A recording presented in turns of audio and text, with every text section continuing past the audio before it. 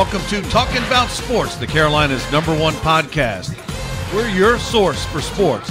It's tournament time. Of course, some of the tournaments have already started. We've got the ACC Tournament in full swing, VCU and the Dayton Flyers. We got the Atlantic 10. We've got an all-star panel, thanks to Kevin Tolbert, our executive producer, Reggie Walker, Mountaineer Mike Freer, back from another whirlwind tour of Europe, Scandinavia, and the subcontinent, John Tobias, JT, William Wilson's here. He's got to talk about the Carolina Senior Football Showcase and some NASCAR. So we've got lots to get to. But first, John Tobias, some sad news from college basketball and college football. The voice of the Tar Heels, broadcasting legend from Albemarle, North Carolina, the voice of the Tar Heels, Woody Durham, has passed away at the age of 76. It is definitely hits close to home. If you're from North Carolina like myself, I grew up in Winston-Salem, everybody knows and knew who Woody Durham, happened to be.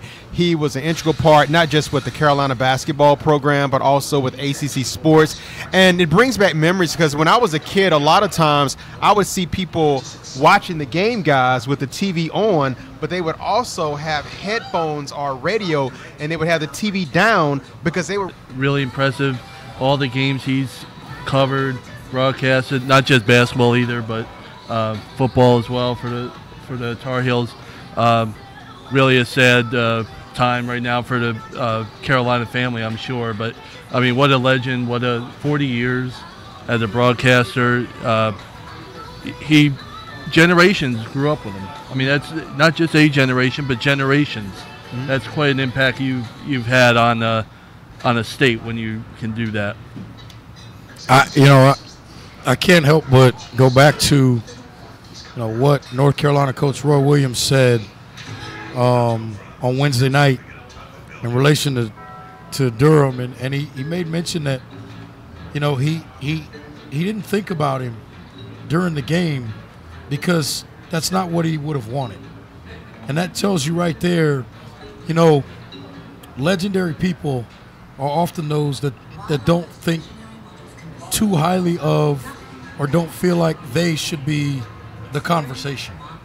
And if that conversation, that comment by Coach Roy Williams doesn't sum up that whole mindset and that whole lack of ego, really, then I don't know what else does.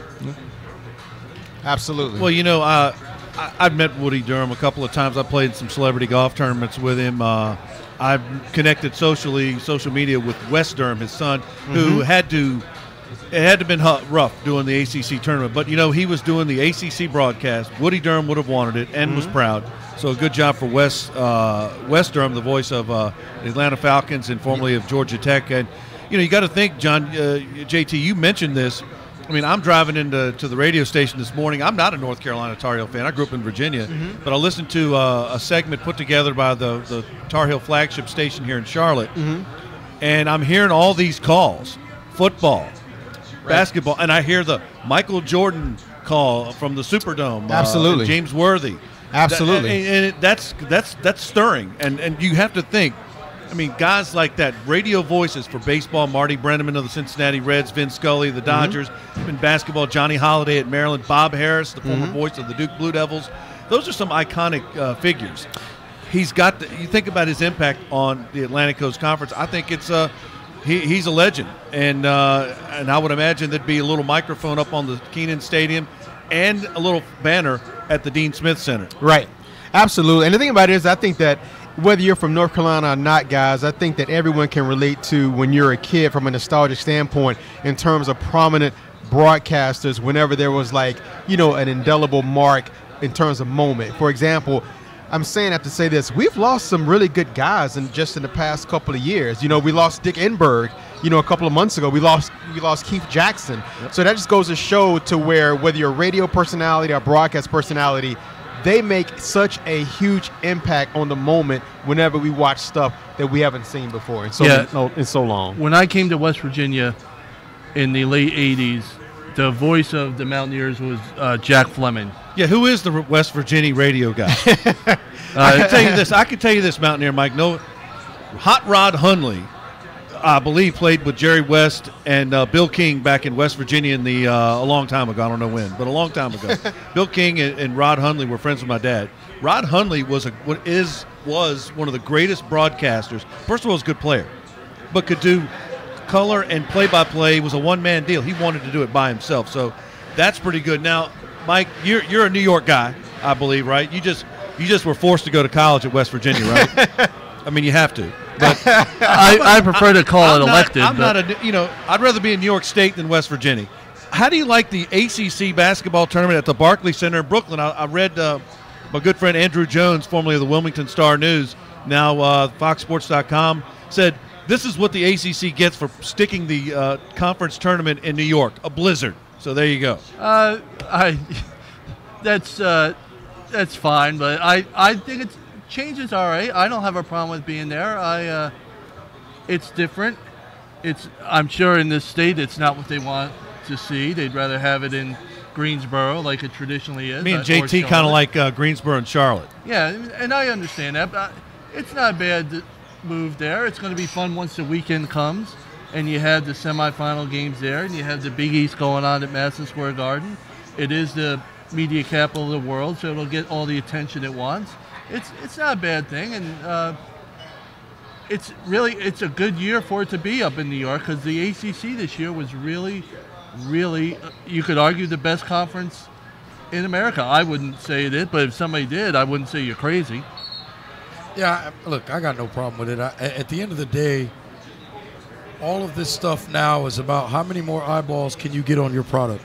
And the second piece of it is when you go and you add a Boston College, when you go and you add a Syracuse to your conference, you got to realize they did that to get New York City. So another way to get New York City is to put a conference tournament there and watch the teams play and do battle in Brooklyn in another NBA arena. Well, Reggie's got a better voice this week, so he didn't lose it screaming for Deontay Wilder over the weekend, so we know that. And that they do. We'll address that later. I know. I'm just touching that. Now, the ACC tournament so far, JT, NC State out. Virginia Tech had Notre Dame 1 foot out the door, but allowed them to get hot in the second half and came back. And by the way, we're here at the Dilworth Neighborhood Grill where today's special, a $12 bucket of domestics is only $12, which would last Reggie Walker about an hour.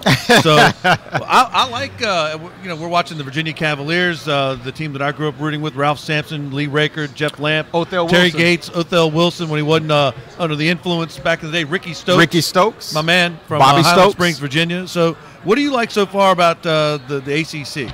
And what's going on, and what could be going on later the weekend? In terms of the tournament? Yeah. Oh, well, of course, UVA. I mean, we're looking right now, they're up by 14 against Louisville. Big win, by the way, for Louisville over Florida State. But you me tell you what, guys, in my opinion, the team that is really surprising me, really making some noise, Boston College. Yep. You know, just to put in perspective, it was, 2-3 years ago, they pulled what Pittsburgh is pulling this year.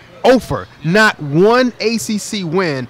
And the thing about it is that their two best guys, they're getting them from North Carolina. Jerome Robinson, Cal Bowman, they're North Carolina guys. Another guy, Jarius Hamilton, who's actually from this area, he just signed a letter of intent to go to Boston College as well. And, Reg, you'll like this, but you probably already know this. Yes, school. Absolutely, Cannon. Reg, you probably already know this, but Cal Bowman, one of their best players, he actually had a football scholarship offer from Alabama. Correct. He can go. Yeah. Here's the thing about that. I'm glad you made that point that those kids are from North Carolina or this general area. Here's the thing that people don't realize, man, and we'll get into this a little bit with the Tubby Smith stuff. Guys want to go where they're going to play right away. Every game's on TV now. They're not as worried about staying at home. And guess what? Everybody is worried about getting to the next step the fastest. They're not going to go anywhere and sit behind anybody anymore. Those kids are electric. Those two guards at Boston College are electric. That team is putting in some work. And I'm going to tell you something. They might have a chance to make some noise in the ACC tournament. And on the flip side of that, you mark my words. I'm going to say this right now. Watch out for Notre Dame. Because while nobody's thinking about them, they're sitting there with a 10 seed. I get all that. Here's the thing we got to remember. Bonzie Colson missed 15 games. They went 6-9 in those games. He's fresh. In that 15-game stretch, they also were without Matt Farrell for 5 games. They went 1-4 in that conglomerate of 5 games. So you do the math. This team is 14-4 before the Bonzie Colson injury, which happened obviously before the Farrell injury. That's a good basketball team. Yeah. So now that they've got all their pieces and all their parts, that ain't no real 10 seed in a conference tournament. It's gonna make Look out for Notre Dame. It's going to be an interesting thing for the committee on Sunday with them. I would say it's not just us here at the Dilworth Neighborhood Grill that are interested in college basketball. We've got Kevin Tolbert has walked around and gotten some word on tap, if you will, from our favorite one of our favorite bartenders, Steve Walt. Tonight's the best night to come out with a couple of your buddies. We're doing our $12 domestic buckets. It comes with 6 beers of your 6 beers. We're also doing $18 import buckets, as well as $3 Blue Moons for tonight. I think the way that the Blue Devils played last Saturday night against the Tar Heels is going to continue that momentum, and they're going to have some success with the 3-ball. So I'm going to go Duke on that one here. And the UNC and Miami game tonight, I believe this is the, since we're in tournament time now, this is when UNC comes to shine, and they will be taking the game this evening. Now, Steve had his picks. He picked Duke over Notre Dame, Reggie Walker, and North Carolina over Miami. So there you go. The bartender, the guy you're going to go for that $12 bucket of beer today and $3 craft beers tomorrow and $3 Guinness on St. Patrick's Day. Which we got our little Guinness gimmicks here. And for the Ides of March special, your Margarita Madness with Don Julio tequila. You know your Ides of March. I know you know your Shakespeare, John Tobias. But Reggie Walker, he went against you and picked the Duke Blue Devils over Notre Dame tonight. I'm okay. Listen, that means one of us is going to be right, one of us is going to be wrong. I've been wrong before. I'll come sit back here next week and say I was wrong if I'm wrong. If I'm right, then I'm right. It is what it is. But let me ask you guys this. Conference tournaments. I've often wondered, and my wish is this. I want all conference tournaments to end by Saturday so the selection committee has a night to sleep on it and totally evaluate every resume that is fully complete and not say, well, if this team wins this conference tournament, then they go, because we often see that they're going to put them wherever they're going to put them no matter what. So I'd really like to see, well, I don't know what you guys think about that, but that's something I've thought about for a lot of years. Well, before we go to break, I'll just say this. I've worked many an ACC tournament on a Sunday afternoon, championship, 1 o'clock tip-off, and then get in the car by the time I do postgame. And I'm in the car listening to the selection show on the way home, so usually from Greensboro, thankfully. So anyway, we've got that. Some Carolina Panther news, Charlotte Hornets taking John Tobias's advice and tanking of late. I think they've lost 4 in a row. So yes. We've got that and much, much more here on Talking About Sports from the Dilworth Neighborhood Grill.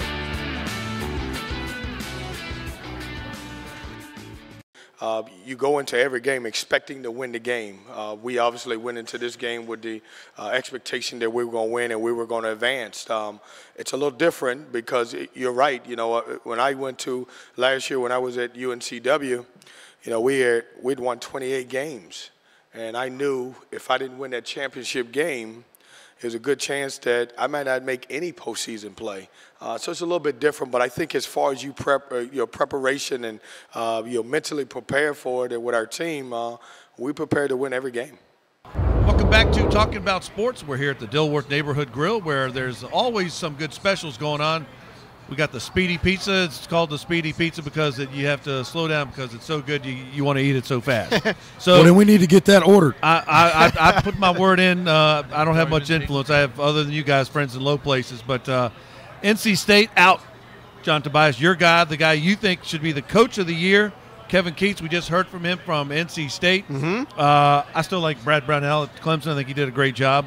Tony Bennett, as you pointed out, has I think the #1 team in the country. They're pretty good. Former Charlotte Hornet Tony Bennett. What do you think about NC State? Are they in? And what kind of a seed if you do think they are in? Well, first off, it's unfortunate, that they lost to Boston College, but we're starting to find out just from the previous segment just how good Boston College, can possibly be. But I'm going to tell you what, there's no question that they're in. I mean, it was a bummer that they lost, but they've beaten some blue blood programs this year. They beat Arizona. Yeah. They beat North Carolina. They beat Louisville. They beat Duke. And, just like you alluded to, this is Kevin Keats' first year. Mark Godfrey, he got fired mid-season last year. They were in the doldrums in terms of as a basketball program, Mike and Reg. And I think what he's done has been nothing short of remarkable. And not only do I think that they can make the tournament, will make the tournament, but they can possibly make it to week 2. Man, if they don't make the tournament, I'm done with college basketball completely. You mean to tell me a team that's 4 games over 500 in what some say is the best conference in the country has to worry because they lost a conference tournament game? They were 7-3 in their last 10 before that game the other night. 11-7, as I mentioned, in the conference. They got wins over 4 teams that are considered in the tournament or close to the tournament in North Carolina, Virginia Tech, Florida State, and Louisville from their own conference.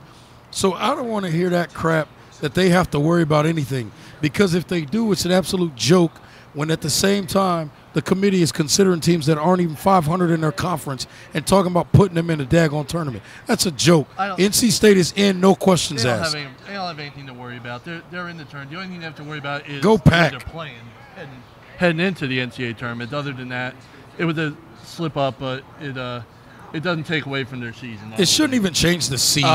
Mountaineer Mike, what do you think about the SEC? South Carolina, are they still around? Yeah, they had a nice win last night, and it's going to be trouble today with their matchup against Arkansas, who I think is William Wilson's Arkansas Razorbacks. I like South Carolina in that game. I think they're a pretty good team this year. There's some good questions around the SEC with the tournament this year. The biggest question is, what's Kentucky going to do? Listen, are they one and done? Or what's wrong with Kentucky? Are they just not paying guys as much these days? What's wrong with Kentucky is they don't have enough alpha dogs. Tight now? That's what happens That's what happens when you get a bunch of puppies. You ain't always got the alpha dog that can run the yard. Well, they've That's had a lot what they're of missing. one and done guys. They've just been. I'm gonna tell you, at the end of the day, I don't trust any team in the SEC to do anything in the big tournament. Louisville has better parties. Think about this: the best team in that league, the #1 seed, is Auburn. They played nobody in the non-conference. Their toughest non-conference opponent is Temple, who has an RPI 48. The 2 best wins they have in non-conference is Middle Tennessee and Murray State. They're untested in the non-conference, and the conference, to me, I don't think is as good as people think it is. I think they're all similar in ability. I just don't think they're all up here. I think they're all right here. I think the conference isn't among the elite conferences this year, but I think it's really improved from where they were. I'll give you improved. You know what I would have loved to see? I'd love to see John Calipari coaching Kentucky against my man John Chaney at Temple. I'd love to see. I would have loved to have seen that. You need to go back and watch UMass against Temple. Oh, I love John Chaney. I met John Chaney. He and Clarence Big House Gaines up at Wake Forest. You remember when John Chaney walked into the press conference and told Calipari he'd kill him? Yeah, when he was at UMass. That's not exactly his exact words. I mean, come on now. Those weren't his exact words. He said, "When I see you, I'm going to kick your ass." Now, how much can you? I don't think there was any ambiguity there. No, it wasn't, and I love it. I love it too. You should have heard his press conference. I can't repeat the words he was saying at his press conference. Hey, be a man. That was just being honest after Wake Forest drilled him. But that's just Coach Chaney. Now, Reg, we got you here. Tubby Smith, a guy that I know, I met. He was an assistant coach at VCU when I was there. Great guy. He came out and made some pointed remarks this week. If you could maybe recap that. Yeah, Tubby. One of the things Tubby talked about is the fact. Here's the hook of this, right? So let's listen to what I'm getting ready to say to you. Correct me if I'm wrong, Fred. There are 342 Division I basketball schools. I think it's 351. Okay, 351. So we're talking about upwards of 350 schools. Listen to this number, JT. It's that Boston Bruins hat. Kev Casey, we know you the truth. I'm going to give you something right here. That man, Tubby Smith, said we had upwards of 800 transfers in college basketball. 800. Just last year? And one of the quotes that people are hanging on is he said we're teaching kids how to quit. I don't know if I agree with that, but the notion I do understand is this. Kids have gotten to the point, if they're not going to start, if they haven't been promised a certain amount of minutes and a certain amount of shots, they're going to leave. If you recruit a guy behind them that's a high-rated recruit, the fans want to see that player on the court or on the field, so the guy that was there, the incumbent, he leaves. That's the reality of what we have in collegiate athletics because everybody's in a rush to get to the pros. That, to me, I don't know, again, if I agree with the concept of teaching them how to quit, but the one thing we aren't doing is teaching them how to compete and earn what they get. And that, to me, is the biggest problem. I have no issue to an extent of what Tubby Smith said, because I tend to believe there's a lot of truth in what he's saying. Absolutely. No, I agree with that. I absolutely agree. I think I just wish that it was free. I mean, if coaches can leave without sitting out a year, why can't players? Yeah, but that's a whole. I know. I'm just saying that. I mean, I'm just saying. You know, I get what you're saying there, but if that's the case, man, and look, as adults, we're allowed to change jobs. I get all that, and just like in the NFL, players can leave if they get cut. That's the nature of being the quote workforce. Whether it's the NBA, and I know that no pun intended when I say workforce in NCAA, but at the end of the day, I just think that we're asking ourselves, we're asking people, right, to continue to support these kids and watch them and be fans when they don't know where these kids are going to be from minute to minute. I think that for a long time is what was hurting the NBA, is players weren't staying anywhere. That's why they changed some of the CBA rules to try to create that continuity. And I think that's part of what's wrong with college basketball, is there's no ability to develop a relationship or a real fan connection with players because they're never there long enough. I agree with that. I think for me, the biggest problem with, as a fan of college basketball, it goes to the transfers. It goes to leaving early. It's when you depend on young kids who aren't good enough to really play basketball at that level, and you're watching games. That's why I was just telling JT, the great thing about BC is they put the ball in the basket. And I think these days, by the way, no seniors on that roster, right? Yes. Absolutely. Love it. I think if you're able to put the ball in the basket these days, because the biggest problem with college basketball as a unit is that the lack of shooting, and it just comes from a lack of work. And all of those guys with the, quote, lack of shooting, what are the elite ones that can't shoot doing? They're going to the NBA after 1 year. So guess what happens in the NBA? Right. They still can't shoot. That's sad. But that's if you can't shoot, you can be a Charlotte Hornet. Just saying. Too many guys in the NBA with no skill set. Well, now you see it in college basketball, too. They don't have the skill set. They don't have any skill set. What is Miles Bridges' skill set? He's a pro, isn't he? What's his skill set? He's getting paid. What's his skill set? He's got an agent. No, he can't do that. Well, he's in the league, man. He's a 6'5" post player.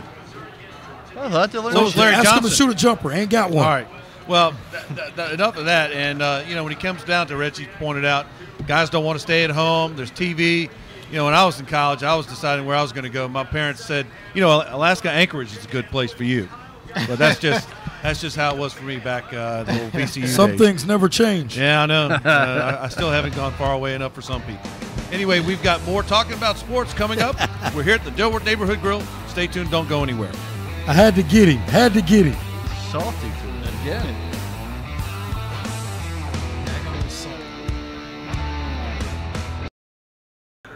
Welcome back to Talking About Sports. We're here at the Dilworth Neighborhood Grill. Kevin Tolbert, our executive producer, and you heard a lot of dialogue and discussion here about the Charlotte Hornets and the disparagement therein. John Tobias, JT, you said that in order to get a higher draft pick, they need to tank. Mark Cuban did it, and he got docked $600,000. William Wilson kind of money, but a change at the top may be necessary. In fact, I think your guy Rich Cho, he of those sterling drafts of late and no playoff appearances lately. He's out, they're looking at some other people. Mark Eversley from the Houston Rockets, protege of my man, guy I knew in Houston, Daryl Morey. You got Miami Heat assistant GM Adam Simon, who I would imagine has learned a little bit from Pat Riley, and Gerson Rosas, if I'm saying that right. He's with the somebody, Philadelphia, maybe he learned with, or the Rockets. So we got some guys from the Rockets, Sixers, and Heat. The Rockets, yeah. I would think that these guys know a little bit about basketball, but none of them went to North Carolina and played at North Carolina like the owner did. The owner, Michael Jordan, of course. The guy they're talking about is Mitch Kupchak, the former Lakers GM and former Tar Heel. Is it already a done deal and they're just going through kind of a Rooney situation with the NBA interviewing these guys, or does Kupchak already have the job? Well, you know what? Of course, we're speculating. I don't know. I don't think that we know. But if you look at revisionist history, Jordan has a lot of guys, that are like, Carolina guys, whether it's Buzz Peterson, whether there's other guys as well. Buzz Peterson, if I'm not mistaken, is like the assistant GM. He's the interim guy. Right. Come on, JT. Come on, baby. I see where you're going. Right. Come So on, JT. I was looking that there's a good chance it'd be Mitch Kupchak. But I'll tell you what, though, even though he has not drafted very well the past couple of years, Mitch Kupchak, overall, I think that he's done very well if you look at the totality of what he's done. Okay, give me some of them. In terms of what, like lately? No, some of his picks historically even. Well, you have to realize he was under the Jerry West umbrella. Yeah. He was under the Jerry West umbrella. Right. So 1996. But I'm talking about his picks, not Jerry's picks. Oh, man, you put me on the – Besides Andrew Bynum. Julius Randle. That's a winner. You know what? Julius Randle's going to get a nice contract. Yes, he is. From who? He's going to get a what? From He's China? going to get a nice contract. Well, that's Italy? Julius Thompson Randle got a max contract. What does that mean? Olympiacos? That means the Benetton, NBA is paying Treviso? dudes that should not be paid. You're right. That's what it means. But let me say this. In terms of the Hornets. I think a lot of times whenever teams in general end up going from sugar to you-know-what, it's because of one or two things. Drafting bad or signing guys to inflated contracts. Yeah. Unfortunately, That's it why the looks league like stays the same. Unfortunately, it looks like Nick that the Batum. Hornets have done both, possibly. And the reason why I say that is this.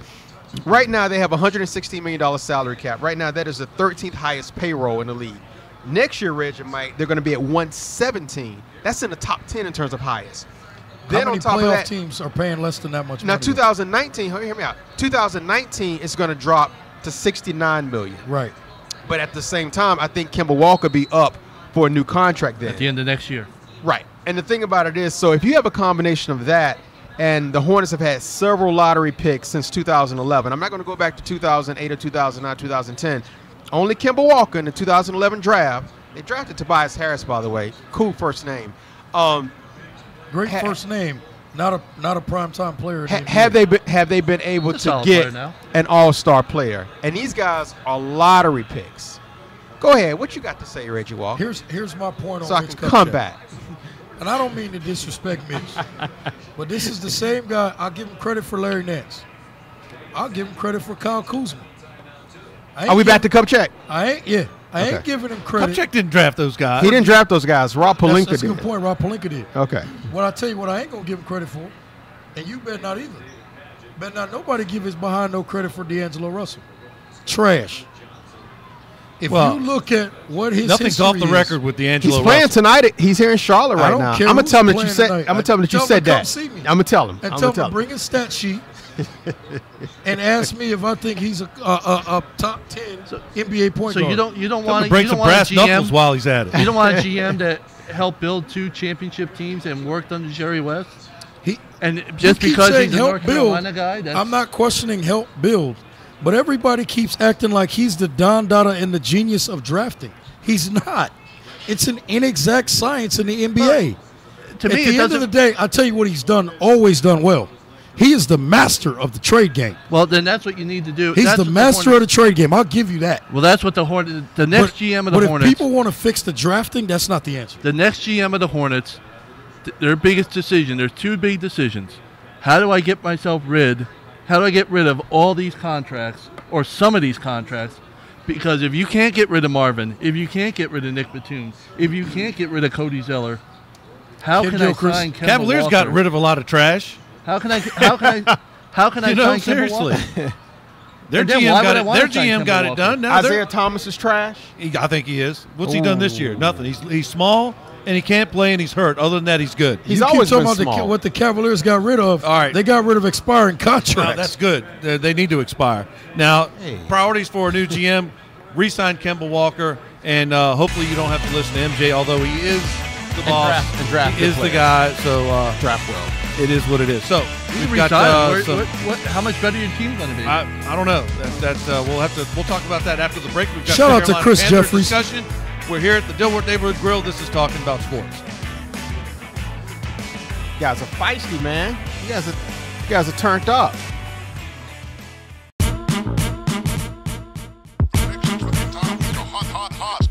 Lick my lips on this one. Yeah.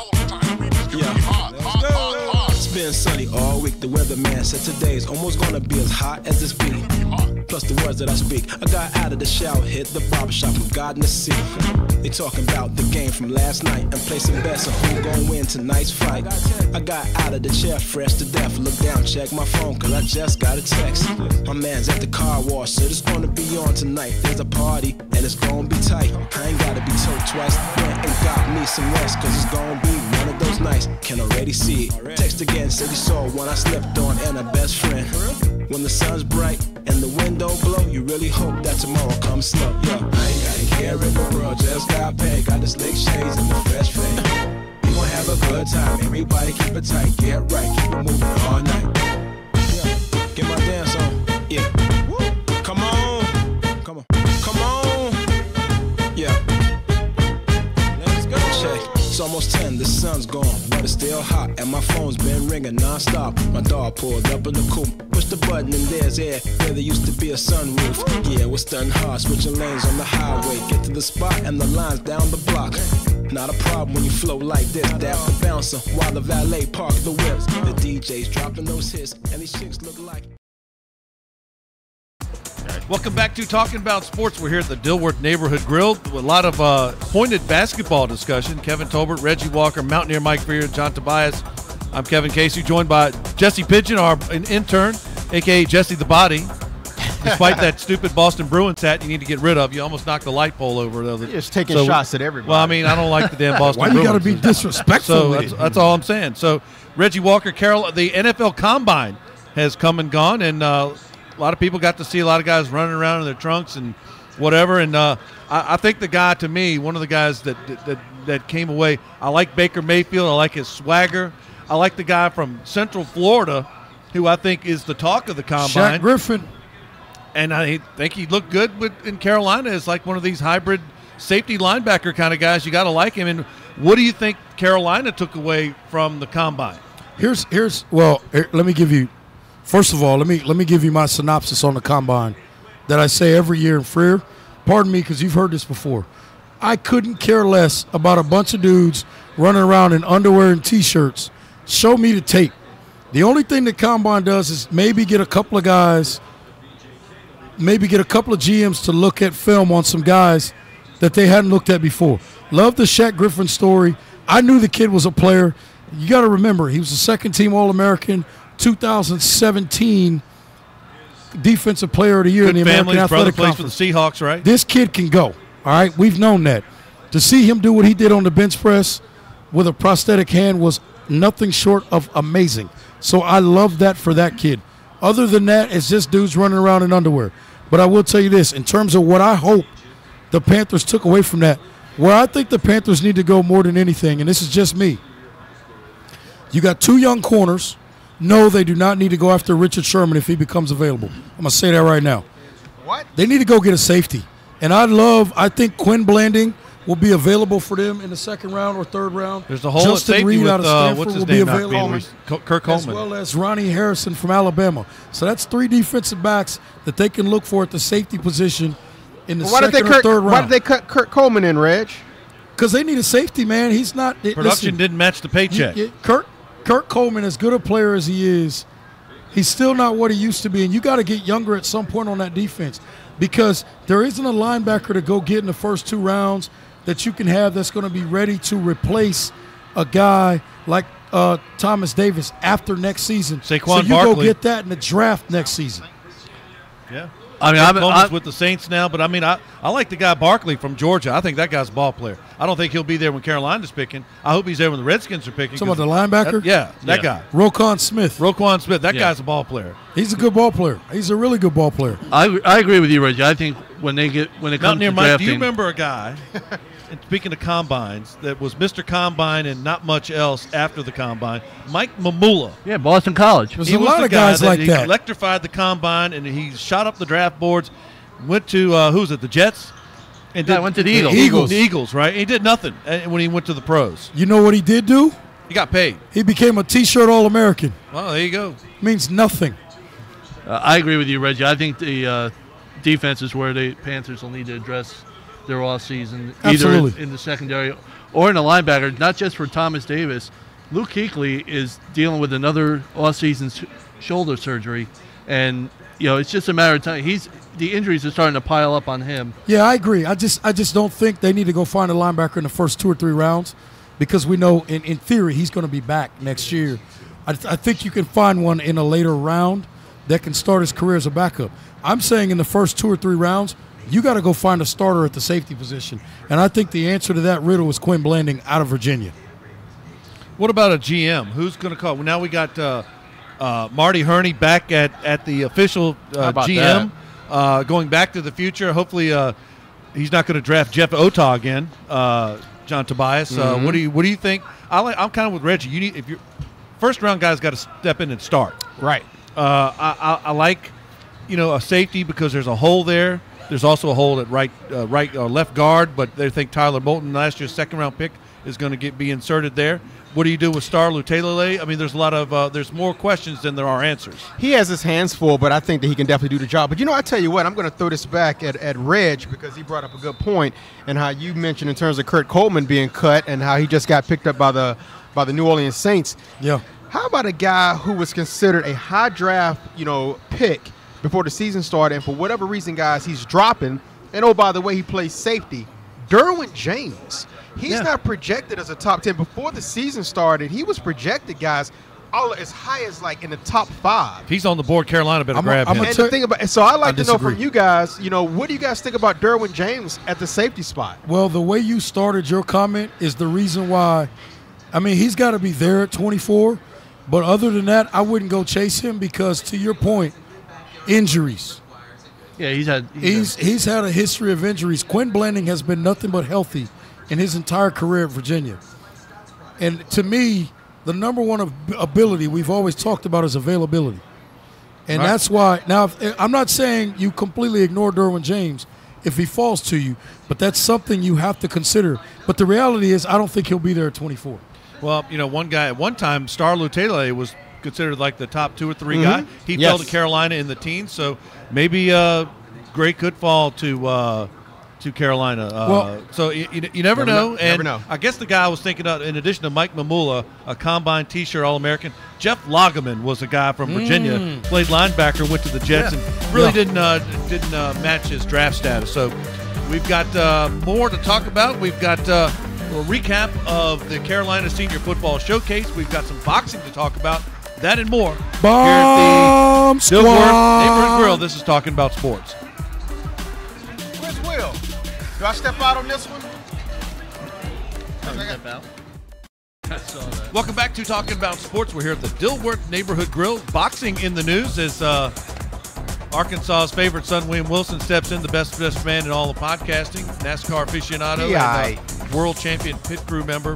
Boxing, Deontay Wilder. I watched that bout, Reggie Walker, and he was in trouble with Luis Ortiz, a guy who had failed a drug test similar to Canelo, I might add.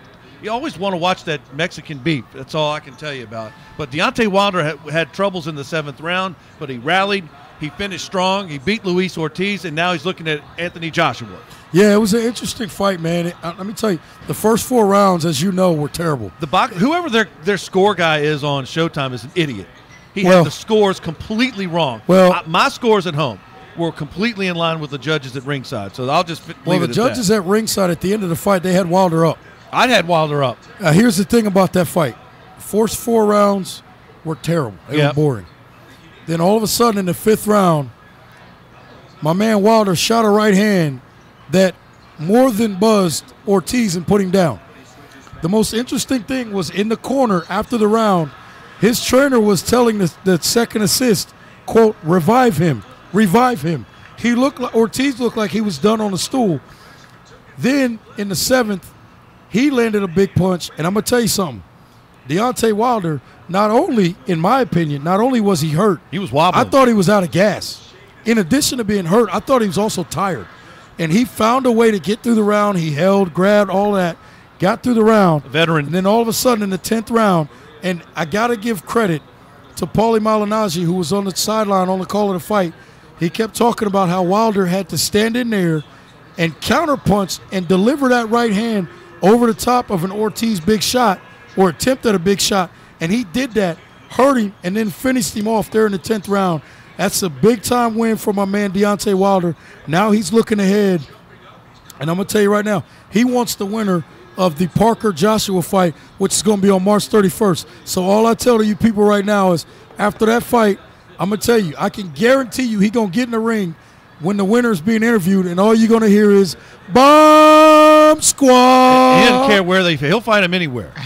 He'll fight him in England, Russia, Mongolia, wherever, Winston-Salem, wherever it is. And while we talking about boxing, the one thing boxers don't eat is all this good food that's about to come on this table. And I'm going to tell you right now, when the food come at Dilworth Grill, you better get ready. Pizza. What else we got? They grub after weigh-in.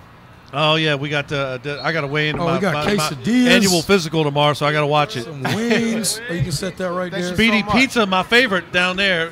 My Speedy Pizza's down there. We got really good. William Wilson and Reggie Walker wings over here. That pretzel go to the big man down there. Wisconsin beer cheese he don't pretzel share. Here. He's not going to eat all I'm totally. I love that Speedy Pizza and the pretzel. Those are my gimmicks now. So, JT, what do you like here? I like the pizza, man. I like the wings. I like the quesadilla. What kind of pizza is that over there, Reggie Reg? That's the Speedy Pizza, man. Pizza, baby. That's the New York Speedy Pizza. You got to slow down and eat it. Shout out to Deontay Wilder. I'm trying Squad. to get it. You know what else? $3. You know what else I like, by the way? Bring $30 and you'll be good. I like heavyweight boxing. Dare shall I ask, is heavyweight boxing back? Hey, listen, I'm going to tell you, I don't know if it's back. Here's why I say that. There's obviously Ortiz was undefeated. Wilder's still undefeated. Parker and Joshua, that fight's coming up soon. If they go ahead and make sure these guys go ahead and fight the next group of top heavyweights, they've got a chance to save the division. If the winner of the Parker-Joshua fight does not fight Deontay Wilder, that will tell you right there they're not ready to save heavyweight boxing. Hey, Reg, where's Tyson Fury these days? Washing lettuce like Louis Anderson and Coming to America. What? Is he going to fight Butterbean or something? So he hasn't moved up to the fries Who yet? cares? He's a clown. He should fight Butterbean and then get the winners of all this and I think he could get a title shot. So we've got throwing shade at everybody. So we've got that in the books. Now we've got William Wilson coming in. So we got to recap the Carolinas football showcase, and I got to get his take on some NASCAR. So we've got that and more right here at the Dilworth Neighborhood Grill on Talking About Sports. Bomb Squad. Brady's on 10. All right. We're going to go a full timeout. All I got to say is it football season yet? This stuff is too good to pass up. There's so many things that have to go right in a no-hitter. A huge game changer. I would have won the Powerball like 6 times. Kevin Casey here, and this is your podcast, Talking About Sports, the Carolina's own sports talk show. We're talking about sports on We're talking about sports at ADS. I don't know how to say that. We're talking about sports in, oh God, I forgot. ADSN. What is it? ADSN. ADSN, okay. Yeah. We're talking about sports. Talking about sports. We're talking about sports. Talking sports. Talking about sports. We're talking about sports on ADSN. Talking about sports on ADSN.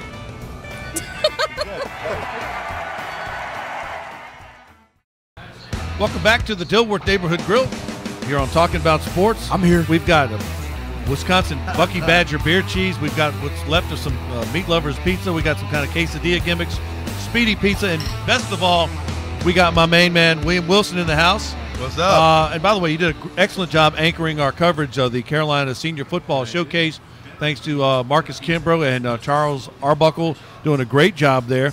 Got to catch up with my man your friend, Kirk Gouveia, former Washington Redskins, now defensive coordinator at Brevard College. Just a great event all around. What was your initial take from the Senior Football Showcase?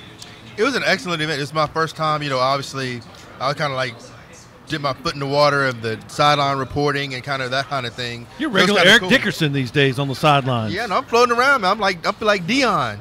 But it was cool, man, and really see these kids have a chance. What really spoke to me the most was they said last year 15 kids got scholarships. Now imagine you're 17, 18 years old. You're about to graduate high school. You have no idea what you're about to do with your life. And it's March. You leave home on Saturday morning. You go to a camp. You come back. You tell your mother, "Mom, I'm going to college." Or she's with you, like your friend. Let me finish my story. And you go home and you tell your mom, "I'm going to college." Well, you're a mother or a parent, and you wake up. You're trying to figure out what am I going to do with my kid? How am I going to save some money, move money around? getting loans, mortgage on the house, whatever, to get my kid to go to school. Your kid come and tell you either while you're at the camp or when you get home, Mom, I got a scholarship. I'm going to college. That's life-changing. Yeah, that can change things generationally. That could take a whole life. You know, one of these players can end up being a Hall of Fame player, a Hall of Fame coach, and just start a legacy. Next thing you know, you just saw the creation of the next Bill Belichick, the next Bill Walsh. You know, any of those types of things. You know, Dave Campo. Anybody, yeah. You know, anybody. It can just change so many people's Chan lives. Gailey. We can spend all day long naming coaches in the NFL. I'm just saying. That's cool. I'm just saying, but it changes lives where. Just naming some Dallas Cowboy head football coaches you may not want to remember, but that's all right. No, but you know what? But you know what? But you know who they are. I know. I do. So even though they weren't successful, I'd rather be an unsuccessful NFL coach than the most successful high school coach. God bless America. Will you stop? I'm just giving you some good stuff, man. But people they don't want to hear how much knowledge you got. I don't have any. They know you have knowledge. They know you know people. But what I'm saying is, I would rather be the most unsuccessful NFL coach in history than the most successful coach in high school, because my kid's gonna still go to college and my grandkids gonna still go to college. I'm still gonna be rich. You know, the smartest thing I ever did was sit next to you. No, that wasn't the smartest thing you ever did. Wasn't the smartest thing you ever did by letting me, but I'm just saying. Now, Reg, that's because you my boy, though. Reggie, you were there and you were doing some instruction. You're a former college football player, and you've been in the NFL. What did you like about the Carolina Senior Football Showcase? The thing for me is, it's really Williams' point, giving these kids an opportunity to show their wares and maybe change the course of their future. The other thing is about really teaching them to understand how many of the little things are important in their game. Making sure not to waste a step as a running back when you come out of your stance to go get the football. Making sure to not get your hands on a receiver too early when he's running a particular route. Those types of things, with the level of coaching that the kids get out there from not just myself, but guys that are much smarter and have much more football IQ than I will ever have, to see those guys get to interact with these kids and to really teach the kids to understand that coaches evaluate more than just if you can run fast or if you catch the ball. They're evaluating how you run your routes. They're evaluating your attitude. They're evaluating all of those things. So to really be able to help kids understand that is what stands out to me. One thing I thought was really neat, and before I say this, I love Kevin Casey is my man. We go back and forth like this all the time, so don't think we got any kind of beat. This is my dude. Texting, calling, talking, the whole thing. Exactly. This is my man. I love him like family. But one thing that really stood out to me You're was the black sheep of the family, my family. Well, you can't be the black sheep of my family. You would just be part of the family then. But what was neat is I realized just how irrelevant things we put so much focus on in these combines. 40 times and shuttle time, all these kind of things. No one cares. What's these guys going, this looks good for the stats, but watching these guys, these coaches say, look, this guy's got football speed. He's not really fast, but when you see him play in pads, this kid can clear a lot of space. His 40 time may not be that great, but he's got good feet, good hands, good feet. I kept hearing T.J. Washington talk about good hands, good feet. Buck was talking about it. Reggie was talking about it. But one thing I thought was really neat, the technology that has changed in football. Reggie was showing me this thing, how they measure high jumps now. You know, I'm used to seeing the guys jump up, or the vertical jump, the vertical. I want these guys jump up and, slap the little tab thing. The little stick. Now they got these pads they jump up on and land. And it takes into consideration their height and their weight to give them their vertical leap and everything. I thought that was really impressive. All right, KT, are we going to do final thoughts or right now, or is that we're going to do another segment? All right, Reg, you got a final thought down the line? I have a couple, but I'm going to keep it simple because I'm eating and all that. You got speedy pizza, and you always come to me at the wrong time because I'm in the middle of eating, but it's all good. I'm going to let that slide. But I tell you, man, I had a chance to really sit back and evaluate after the showcase and those types of things. And what I really realized, man, is there are a lot of really good people around football, especially at the lower levels. And I would like to see us as not just a media outlet, not just a podcast, but people in general, try to take the time to get to a Division II event, whether it's a football game, a basketball game, because those kids are playing for love.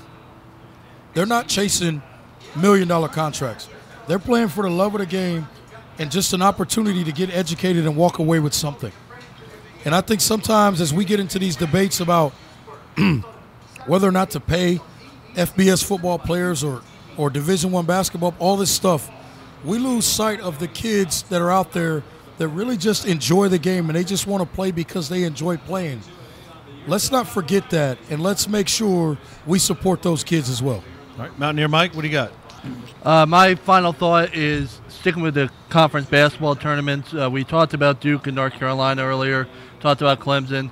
A team I'm looking forward to watching this weekend is Davidson in the A-10 tournament. Best coach in college basketball, I think. I think that's going to be one of the big things for them this weekend. They're the 3rd seed in the tournament, and but they have an excellent chance to win the whole thing with St. Bonaventure. They lost to them in triple overtime, I believe, and they just beat Rhode Island, who's the 1 seed. St. Bonnie's the 2 seed. Davidson's the 3 seed. I think and if they get in the tournament, I think they're going to do at least win a game in the first weekend. So I'm looking forward to watching the A-10 and seeing Davidson. My take is they're going to win the A-10. There you go. Bob McKill, best coach in the A-10 for sure. Will, what do you got? Well, I'm going to go to my sport of choice, NASCAR. I need my man Kurt Busch. I need people to stop wrecking my man with 5 to go. He wrecked. He caused a wreck last week. Yeah, he just got loose going in, but that track was just, Goodyear brought a new tire there, and it was a good compound, but it gave way really quick. The tire would go away really fast. And it was a decent race, but he wrecked that race. Before then, he got wrecked out with 2 laps to go. We really positioned really well to probably win that race. But NASCAR docked Kevin Harvick points in the playoffs. That rear window. Right. That's a bad penalty, man. Yeah. I don't understand what NASCAR's thing is. What does it take to take a win away from someone? Just qualify to win. What does it take?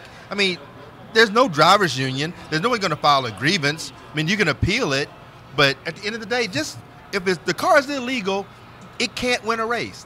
Otherwise, what's the point of going through tech and all this stuff anyway? If you can have an illegal car, run a whole race, you win it, you realize it's illegal. It wasn't illegal when it went through tech. Right. So how is it illegal when it came out of tech? So that's my thing. All right, well, I've always noticed that whenever you cause the wreck in NASCAR, it's always one of those racing deals. But when somebody wrecks you, there's a lot of stuff going on. But just be glad you're not Rick Crawford these days, William Wilson. So we can definitely say that come down to the Dilworth Neighborhood Grill for games tonight and all weekend. Today's special are $12 for a bucket of domestics. Tomorrow's $3 craft beer. So lots going on. Just want to say a special shout out to my former South Atlantic Pro Wrestling colleague, Keith Gardner, who wrestled as Johnny Del Rio. I'm with you. I feel your pain. Life sometimes sucks. I felt that sting last week. I know what you're going through right now. I'm with you. I love you. And for all the crew here, Kevin Tolbert, Reggie Walker, JT John Tobias, Mountaineer Mike Freer, my man Wayne Wilson, I'm Kevin Casey saying so long. We're talking about sports. And Steven.